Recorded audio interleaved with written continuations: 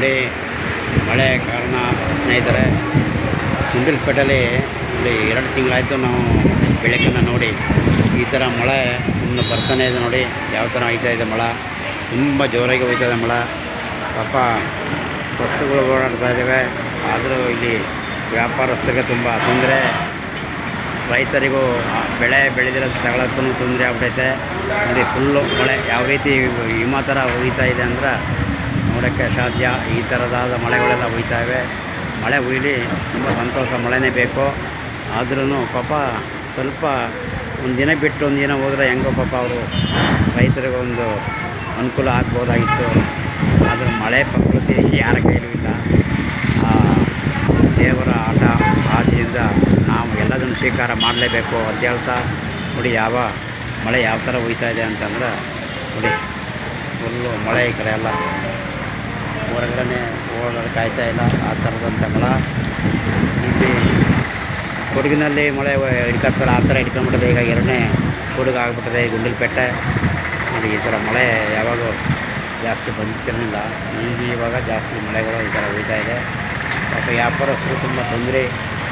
ಆದ್ದರಿಂದ ಮಳೆ ಸಾಯಂಕಾಲನಾಗ ಹೋಯ್ದು ಬೆಳಗ್ಗೆ ಹುಯ್ದೇ ಇದ್ರೂ ಪರವಾಗಿಲ್ಲ, ನಾನು ಮಾತ್ರ ಕೇಳೋಂಗಿಲ್ಲ. ಪ್ರಕೃತಿ ನೇಮ, ಎಲ್ಲಿ ಯಾವಾಗ ಹುಯ್ಬೇಕು ಆಗ ಹುಯ್ತದೆ ಮಳೆ. ಇದರಿಂದ ಎಲ್ಲರಿಗೂ ಪಾಪ ಸ್ವಲ್ಪ ಕಷ್ಟ. ಆದರೂ ಕಷ್ಟದಲ್ಲಿ ಏನೂ ಮಾಡೋಕ್ಕಾಗಲ್ಲ. ಮಳೆ ನೆನ್ಕೊಂಡು ಎಷ್ಟೋ ಜನ ಹೋಗ್ತಾರೆ, ಗಾಡಿಗಳೆಲ್ಲ ಹೋಗ್ತಾ ಇರ್ತವೆ ಪಾಪ. ಅಲ್ಲಿ ತರಕಾರಿ ಮೂಟೆ ಗಾಡಿ ಹೋಗ್ತಾ ಇದೆ. ತುಂಬ ಜನಕ್ಕೆ ಸ್ವಲ್ಪ ಕಷ್ಟಗಳು, ಏಕೆಂದರೆ ಓಡಾಟಕ್ಕೆ ತೊಂದರೆ, ಮಳೆ ಇದ್ದ ಕಾರಣ. ನೋಡಿ ಜೋರಿಗೆ ಬರ್ತದೆ ಪುನಃ, ಆಕಾಶ ಎಲ್ಲ ನೀಲಿ ಬಣ್ಣ. 2 ತಿಂಗಳಾಯಿತು ಮಳೆ ಸ್ಟಾರ್ಟ್ ಆಗಿ, ಇನ್ನೂ ಬೆಳಗ್ಗೆ ಇಲ್ಲ ನಮ್ಮ ಗುಂಡಿಲ್ಪೇಟೆ ಭಾಗದಲ್ಲಿ.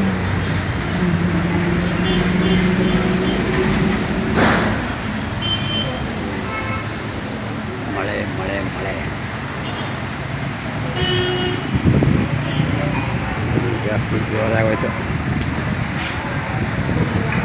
ಅಯ್ಯ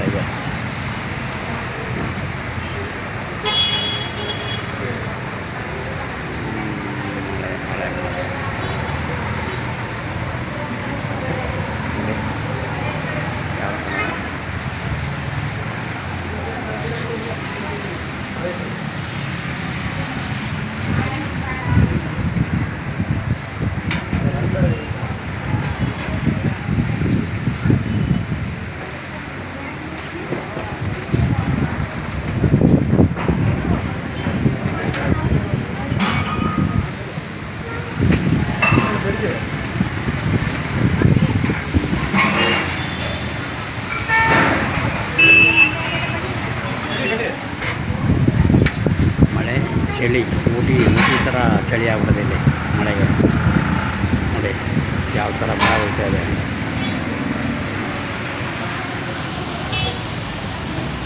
ಊಟಿ ವಾತಾವರಣ, ಚಳಿ ಜಾಸ್ತಿ. 2 ತಿಂಗಳು ಇದೇ ರೀತಿ, ಬೆಳಗ್ಗೆ ಇಲ್ಲ, ಬಿಸಿಲು ಇಲ್ಲ, ಮಳೆ. ಯಾವ ಥರ ವಾತಾವರಣ ತುಂಬ ಸ್ವಲ್ಪ ಜನಕ್ಕೆ ತೊಂದರೆ. ಆದರೆ ಪಾಪ ಅವರು ಹೆಂಗೋ ಮಾಡ್ಕೊಂಡು ಹೋಗ್ತಾ ಇದ್ದಾರೆ.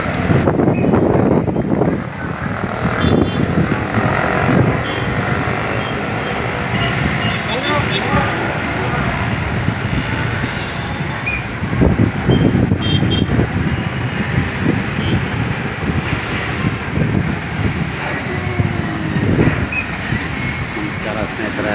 ಮಳೆ ನಮ್ಮ ಗುಂಡಿಲ್ಪೇಟೆ ಭಾಗದಲ್ಲಿ, ಏಕೆಂದರೆ ಇದು ಕೊನೆ ಬಾರ್ಡ್ರ್ ಆದ್ದರಿಂದ ಈ ಪಕ್ಕದಲ್ಲಿ ಕಾಡಿರೋದ್ರಿಂದ ಮಳೆ ಜಾಸ್ತಿ ಹೋಗ್ತಾ ಇರ್ತದೆ. ಕೇರಳ ಭಾಗ ಪಕ್ಕದಲ್ಲಿ ಕಾಡು, ಆದ್ದರಿಂದ ಮಳೆ ಜಾಸ್ತಿ ಇದೆ. ನೋಡಿ ಫುಲ್ ಮಳೆ ಹೋಗ್ತಾ ಇದೆ. ಆದ್ದರಿಂದ ಜನರಿಗೆ ತುಂಬ ತೊಂದರೆ ಪಾಪ, ಏನು ಮಾಡೋಕ್ಕಾಗಲ್ಲ. ನೋಡಿ